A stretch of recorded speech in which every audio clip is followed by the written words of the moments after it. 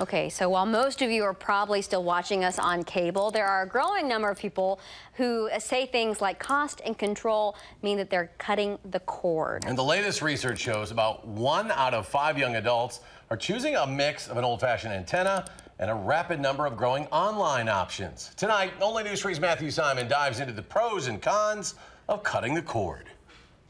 You can kind of see what the kids are watching, what the kids are watching. Families watching, which is kids shows. Like so many young families, Stefan and Michelle Way's 3 little boys run their TV. So here you can see the boys were watching some Nickelodeon shows. But not part of the Ways watch television is cable.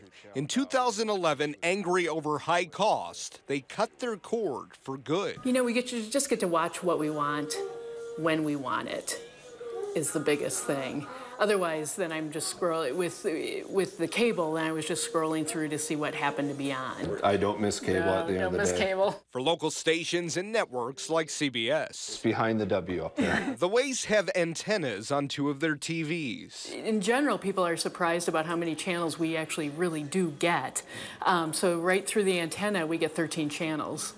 So that's free. As for the rest, their answer: there's an app for that. The main ones we watch are at the top with Amazon, Netflix, Hulu, Major League Baseball for the season. They watch the app, shows, movies, and even some basic cable channels. Here you can go through, and just like you would a TV station, here's TBS. On the $70 internet streaming Roku they own, similar internet television boxes like Apple TV are a common sight at electronics stores like Best Buy, replacing the old-fashioned cable box they used to rent. It's a content provider, so... The kids TV, they probably watch about 70% Netflix and 30% YouTube. If you start to look at what the type of apps that you need for programming, not every program is on every app. And that, Madison College marketing professor Steve Knowles says, is where cord cutting can get a little complicated. The hard part is when there's that one show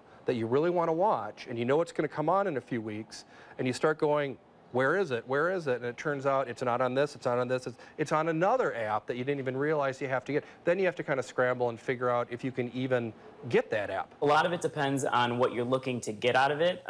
Personally, I chose the Chromecast because there's a wider range of different apps that are available for it. That's why our gadget guy says when selecting a video streaming device, research what apps it comes with, since everyone is different. And know if you're cutting your cord, internet speed is key. So you want to make sure that your internet connection is fast. We're talking 6 megabytes per second download at a minimum.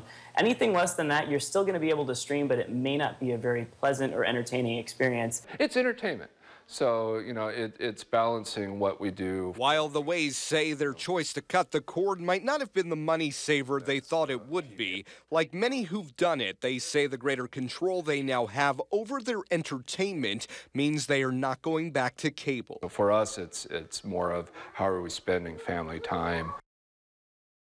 Okay, the cost savings is a big reason people say they think about cutting the cord in the first place. So look at this. The Ways spend $8 a month on Netflix, which has older TV shows and movies, along with many of the kids shows they watch. $8 a month on Hulu for new ABC, Fox, and NBC shows and some other movie options. $20 a month for Sling TV, a Dish Network app that includes channels like CNN, ESPN, TBS, TNT, and Disney. They also have yearly subscriptions to Amazon Prime, which includes, with delivery services, video options too, and seasonal subscriptions to Major League Baseball TV.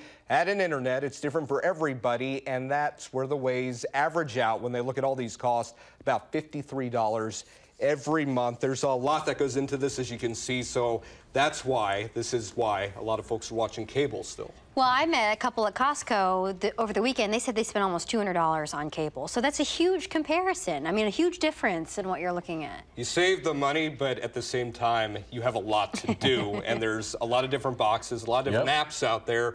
And so you have to consider that in when you take this process. And Michelle was trying to do the math, carrying the four, carrying the one, you know. And then I saw the total at the bottom. It's a lot of things to juggle, though. You're right. And if you have a lot of TVs in your house, different people with viewing habits, it can really kind of be confusing. And then you bring in sports. The Big Ten Network is significant here. There's a couple apps for that on Roku, on Google Chrome. So that could factor in, but we were looking at this before, $15 a month subscription fee, so this adds up. Yeah, adds up fast too, but a lot more headache sometimes for people than money. But worth it to some, so it's I cut the cord. Does that mean I'm young? Because you said young people are doing it. Okay. You in the demo? Thanks, Matt. Matthew, thank you very much.